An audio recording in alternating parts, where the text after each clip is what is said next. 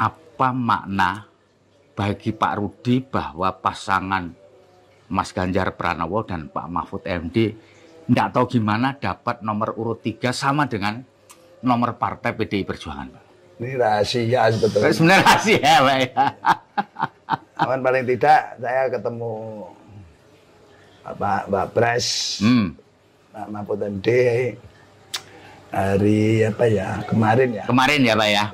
Di Hotel Lana ya nanya-nanya ya bagaimana menjadi wakil sampai wali kota dan seterusnya sampai kira-kira nanti ngambil nomor bagaimana. Oh gitu ya, Pak ya. Saya memberikan masukan-masukan saja kepada beliau. Nampaknya nanti dapatnya nomor 3. Oh itu gitu ya, Pak ya. Nanti dikira dukun ya. Nah, ya kebetulan dapat nomor 3 betul. Artinya Ganjar dan Pak Mahfud ini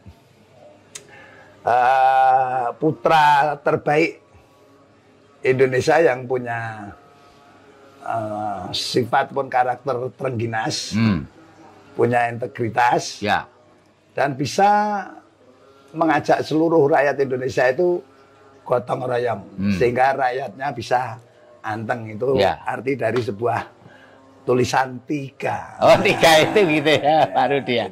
Dan itu buat PDI lebih memudahkan karena sama dengan nomor partainya kan. Metal menang total. Oh metal menang total. Iya iya.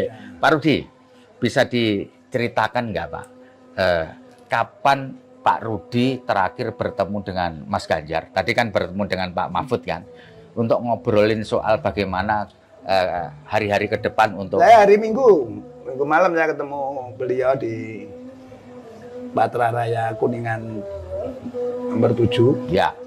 Ya saya kalau enggak ada hal yang saya sampaikan, saya juga enggak minta waktu untuk ketemu juga. Oh gitu, berarti ada sesuatu yang ya, kita ya, sampaikan termasuk dengan proses pengambilan nomor dan sebagainya, memberikan masukan.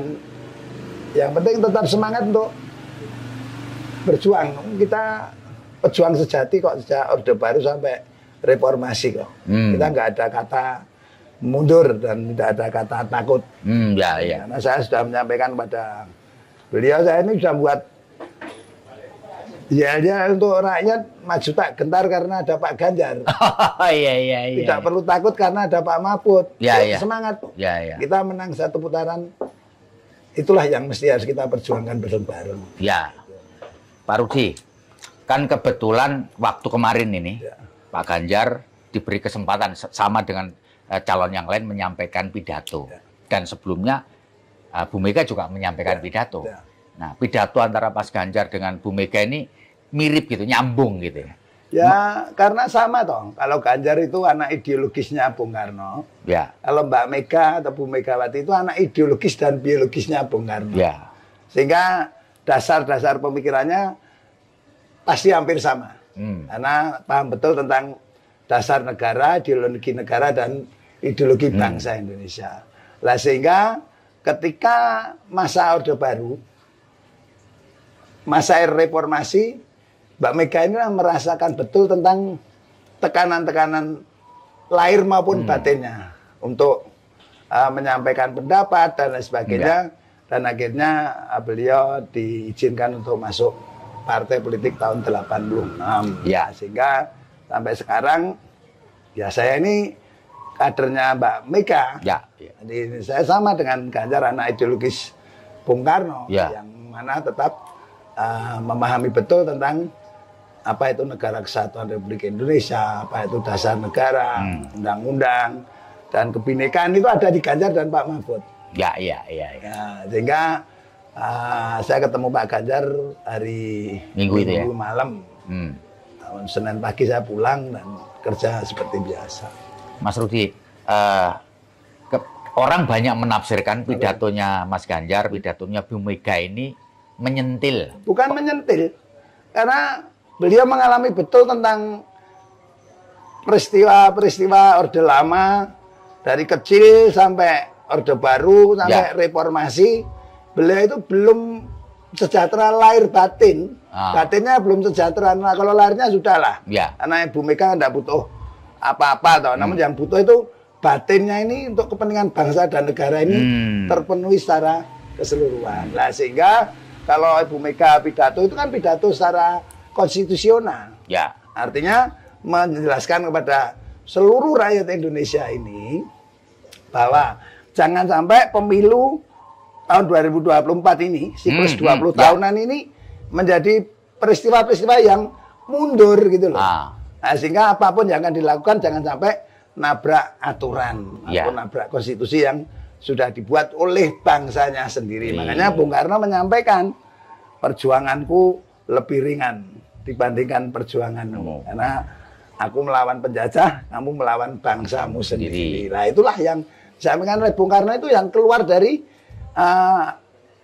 hati nuraninya beliau sendiri. Beliau itu selalu berpikir dulu, baru bicara dengan nurani yang tulus, bukan dibuat-buat. Tapi itu memang banyak orang menduga itu ditujukan kepada Pak Jokowi dan keluarganya. Itu kalau ya tanya aja yang menduga, nah itu tanya aja yang menduga itu ditujukan ke siapa. Tetapi pidato itu adalah pidato yang menurut saya sangat-sangat realistis dengan situasi kondisi yang seperti begini, mengingatkan kepada anak-anak bangsa yang punya kompetensi di situ, mohon tidak melakukan hal-hal yang nantinya untuk kepentingan-kepentingan kelompok maupun keluarga, namun lakukanlah untuk kepentingan bangsa dan negara. Maunya Ibu lah seperti itu. Mas Rudi, kalau boleh saya tahu, komunikasi terakhir Mas Rudi pada Pak Jokowi itu kapan? Waduh, saya terakhir waktu saya ditawari menjadi Wakil Menteri PUPR itu yang telepon pertama kali Pak Setka, Pak Pramono Anung. Setelah itu saya di WA oleh Pak Mensesnek. Saya jawab tidak. Terus terakhir mungkin kalau dari Senin, dari Selasa, Rebu mau pelantikan. Pak, saya disuruh untuk memastikan Mas Gibran belum dilantik. Saya masih jadi wali kota. Karena dilantik tanggal 26 Februari tahun beliau. Diminta kepastian Pak Rudi, bersedia enggak dilantik menjadi Wakil Menteri PUPR. Saya sampaikan bahwa saya lebih penting persahabatan saya dengan Pak Pur daripada sebuah jabatan. Sehingga saya tidak bersedia. Itu komunikasi terakhir. Setelah itu dengan Mas Wali Kota sini, Mas Gibran. Kalau setelah itu, setelah beliau menyampaikan datang ke rumah saya, minta untuk anaknya Mas Gibran itu menjadi wali kota, beliau bicaranya begini, Pak Wali, siap, ya, bilang gitu aja. Ini tidak ada hujan, tidak ada angin. Mas Gibran mau nyalon wali kota. Oh silahkan, monggo. Tetapi saya sudah selesai sesuai dengan aturan partai yang saya lakukan mulai proses penjaringan dari anak ranting, PAC, DPC, dan administrasi ini sudah saya serahkan kepada DPP dan DPD partai. Nah, sehingga kalau mau mendaftarkan ya silakan, mau daftar lewat mana. Nah, karena ini sudah aturan dan juklak-juknya sudah saya jalankan. Tetapi apapun yang diputuskan oleh ketua umum saya siap untuk melaksanakan. Setelah itu proses rekomendasi mau keluar, saya dan Pak Pur dipanggil ke sana. Bahwa rekomendasi nanti akan ke Mas Gibran dan Pak Teguh. Oke, enggak apa-apa kalau itu sudah hitam di atas putih. Saya tetap masih gegeng bahwa calon yang disaring oleh PDI Perjuangan itu Pak Ahmad Purnomo sebagai wali kota dan Teguh Prakosa sebagai wakil wali kota. Pas Pak Ahmad Purnomo ditawari menjadi pemut kalbe namun ditolak. Saya tidak perlu ditawari apapun. Karena saya tidak menginginkan apapun juga. Karena saya akan melaksanakan apa yang diperintahkan oleh Ketua Umum saya, Ibu Hajah Megawati Soekarno Putri, gitu aja. Terakhir ya di situ. Tapi setelah itu tidak ada komunikasi lah. Tidak ada komunikasi sama sekali, enggak. Karena ya masa Covid saya sendiri juga enggak mau kalau hidung saya setiap masuk ke istana harus dicolok ya Pak ya. Colok dulu. Harus menyampaikan sehari sebelumnya untuk apa hasil positif apa negatif. Nah itu saya terus tidak pernah ke sana. Nah termasuk Mas Wali juga terakhir terakhir kemarin tanggal 29 mungkin ya. 30 kalau nggak salah. Karena selesai Rakernas, Seninnya saya menghadap ke Mas Wali untuk memberikan masukan karena beliau minta masukan. Ya itu aja. Dan pada waktu itu tidak ada obrolan bahwa... karena beliau kan tetap ngomong tegak lurus. Karena merasa dibesarkan oleh PDI Perjuangan. Ya. Jadi dan tetap taat dan patuh pada ketua umum kan gitu. Ya. Saya kan tetap berpikir secara positif. Mas Gibran tetap PDI Perjuangan kan gitu. Begitu sen kiri belok kanan ya sudah, itu selesai. Tutup buku ya. Okay. Karena saya sudah sampaikan datang tanpa muka, pulang tanpa punggung. Artinya dulu meminta KTA lewat ranting PAC DPC untuk daftar ke DPD. Ya. Nah, sekarang karena beliau sudah daftar ke calon wakil presiden dari partai lain, ya mestinya dengan sendirinya saya dengan hormat lagi sangat sebetulnya untuk mengembalikan KTA dan membuat surat pengunduran diri supaya tidak dinilai Mbak Mega itu berdiri di dua kepentingan. Karena paginya saya membaca, loh mbok saya kok dibully lagi. Bu saya kok dibully lagi katanya berdiri di dua kepentingan. Akhirnya saya statement di media. Lantas paginya saya minta waktu untuk menghadap Ibu Ketua Umum. Mau minta maaf sebetulnya. Karena tidak boleh statement kan. Namun saya tidak rela kalau ibu saya dituduh berdiri di dua kaki kepentingan. Kalau berdiri pasti dua kaki. Dua kepentingan. Disabilitas itu. Itu ya. Pak Rudi, mengapa DPC Kota Solo tidak seperti DPC Kota Medan? Oh beda. Gimana itu Pak Rudi? Beda, karena beliau mintanya juga melalui proses dari ranting, anak ranting ke DPC. Mestinya dengan etika. Beliau juga mengembalikan KTA itu ke DPC Pak. Karena tadi saya sampaikan, datang tanpa muka, pulang tanpa punggung, itulah etikanya orang Jawa. Jadi memang DPC... Sampai hari ini belum dikembalikan dan beliau sanggup mau mengembalikan, sampai hari ini juga belum dikembalikan juga. Tapi memang DPC Kota Solo tidak kepingin seperti DPC Kota Medan bersurat. Kalau kita sudah terbiasa kok. Dicalonkan dari PDI Perjuangan, yang kedua tidak dari PDI Perjuangan, ya akhirnya otomatis tidak menjadi anggota PDI Perjuangan. Ya otomatis ya. Oh iya. Tidak perlu disurati gitu. Dan undang-undang juga mengatur kok. Satu orang tidak boleh menjadi mempunyai dua kartu tanda anggota partainya dua. Ya. Pak, menurut apa yang Bapak tahu, Mas Rudi tahu, kenapa sih sennya kiri belok kanan? Wah, itu tanya yang sana. Itu tanyanya Mas Gibran. Tapi yang jelas, saya masih meyakini ketika saya ketemu di Balai Kota, beliau masih tegak lurus katanya. Namun akhirnya belok kiri, sennya kanan, ya itu tanya ke Mas Gibran aja. Kalau boleh cerita Pak, bagaimana suasana batin Bu Mega melihat situasi ini? Kalau Bu Mega tidak sedih dan tidak sakit. Biasa aja ya Pak? Biasa disakiti, biasa baik sakit secara batin maupun lahir kok. Itu hal yang biasa bagi PDI Perjuangan. Jadi kalau kata orang yang dikembangkan PDI Perjuangan takut ditinggal Pak Jokowi, tidak sama sekali. Pak, ada yang bilang dulu bahwa sebelum Pak Jokowi aktif di PDI Perjuangan itu, kursi PDI Perjuangan di Kota Solo itu cuma 15, kemudian melompat jadi 30. Enak aja. Gitu ya? Pak Jokowi jadi wali kota kursinya 15. Kedua juga 15, setelah saya jadi wali kota naik 24. Sekarang naik 30, enak aja. Jadi bukan Jokowi efek, bukan? Enggak ada itu. Itu perjuangan dari partai kok. Dan itu anak-anak saya itu yang dibilang jalan itu anak-anak saya itu. Anak-anak kader-kader PDI Perjuangan. Kader PDI Perjuangan kader militan, bukan loyalis. Kalau militan itu tidak diberi jabatan, tidak diberi apapun, tetap PDI Perjuangan. Kalau loyalis, kalau tidak diberi jabatan, tidak diberi sesuatu, pasti pindah partai. Nah itu yang namanya loyalis. Namun kalau militan ya nggak bakalan. Saya tidak mencalonkan apapun, tetap kerja untuk PDI Perjuangan. Gitu. Pak Rudi bisa cerita nggak mengapa Pak Rudi begitu setia dan kader militan dari Bu Megawati dalam konteks ini PDI Perjuangan, Pak? Ya, karena ini pengalaman hidup sejak saya usia 8 tahun sampai 15 tahun Ya. mengalami penderitaan masa-masa Orde Baru. Sehingga dari usia 17 tahun itu saya sudah mulai melawan ketidakadilan di Kota Solo. Mali muda belia itu ya? Ya, itu saya tahun 77 saya sudah menjadi pengurus Bankordes kok.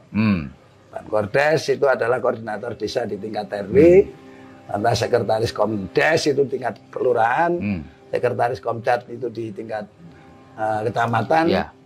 ketua PAC Promek itu 96. Ya. Nah, jadi kenapa saya ke PDI Perjuangan padahal kakak saya juga pegawai negeri. Dua karena adik saya pegawai negeri dan kakak saya yang satu jadi tentara betul. Namun karena penderitaan yang saya alami dengan peristiwa pemerintahan Orde Baru itulah ketidakadilan itu yang saya lawan. Dan PDI Perjuangan itulah alat untuk berjuang bersama-sama dengan Ibu Ketua Umum saya, Ibu Megawati Soekarno Putri. Jadi sejarahnya panjang ya? Panjang, saya 77 sudah PDI kok. Ya, Kak, kalau boleh saya tahu Pak, sepanjang mengenal Ibu Megawati, pengalaman yang paling tidak bisa Bapak lupakan apa? Ya, kampanye pertama kali di Jateng 1 tahun 87. Ya, kalau itu saya ceritakan pasti Ibu nanti kalau melihat juga Rudi itu tidak pelupa. Jadi suatu lapangan besar begitu, kira-kira ya panggungnya tingginya 1,5 meter, luasnya 48 meter persegi. Yang datang 50 orang. Namun dulu saya panggilnya masih Mbak. Ya. Mbak pidato terus. Saya Megawati Soekarno Putri, Putri Bung Karno, yang mendengarkan dari balik jendela, balik pintu, silakan datang ke lapangan itu. Akhirnya lapangan itu penuh, dapat 1 kursi, Jateng 1 ya Bu Megawati Soekarno Putri itu. Awalnya cuma 50 orang. 50 orang.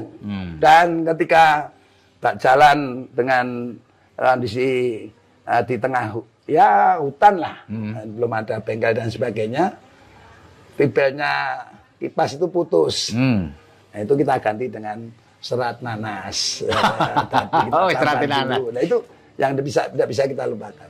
Dan keteguhan beliau. Dan ketegasan dan keberanian beliau untuk melawan Orde Baru itulah yang kita ikuti dan kita teladani. Dan beliau adalah ketua umum yang menurut saya ketua umum yang arif dan bijaksana. Dan tidak pernah memikirkan kepentingan diri sendiri, keluarga maupun kelompok, namun lebih pada kepentingan bangsa dan negara. Terbukti Pak Jokowi 2 kali.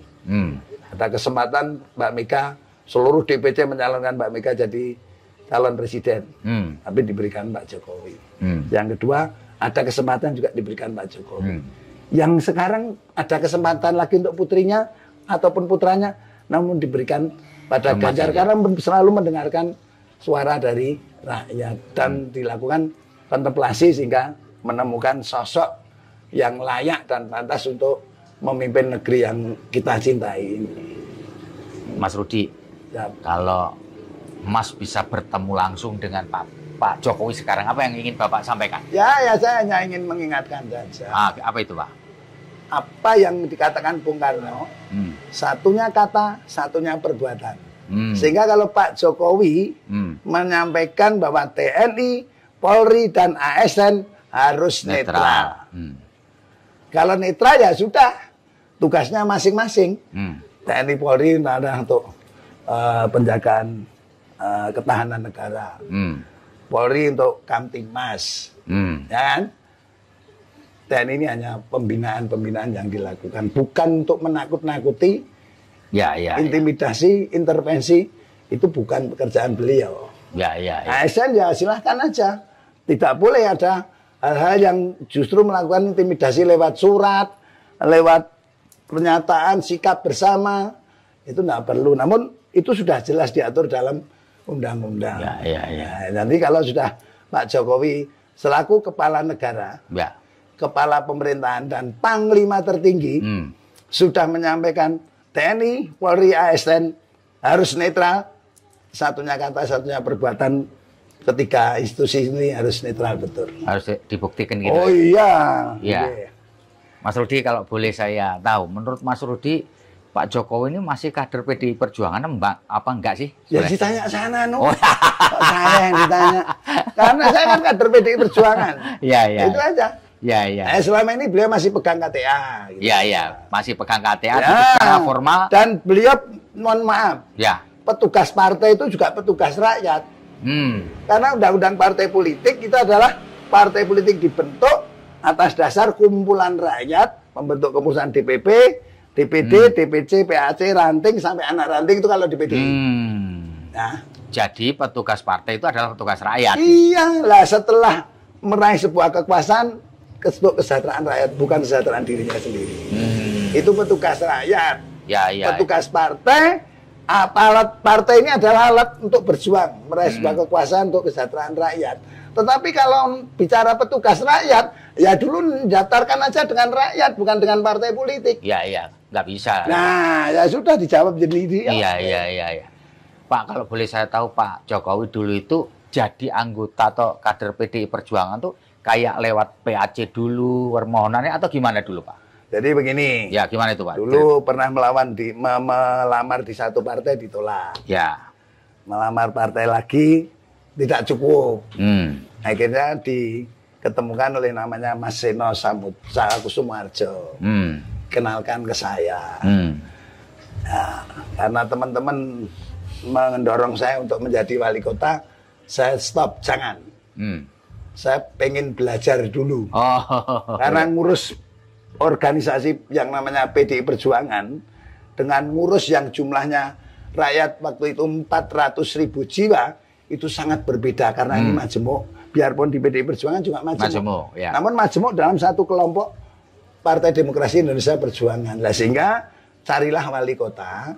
Nanti kalau mau tak dampingi, kalau enggak mau ya biar cari wakil wali kota, nanti saya menangkan. Ya, ya, ya. Akhirnya ditemukan dengan saya, kenalan dan sebagainya. Saya hanya menyampaikan, mau jadi wali kota, apa yang mau dicari? Cari jabatan tidak ada. Pekerjaan nggak ada.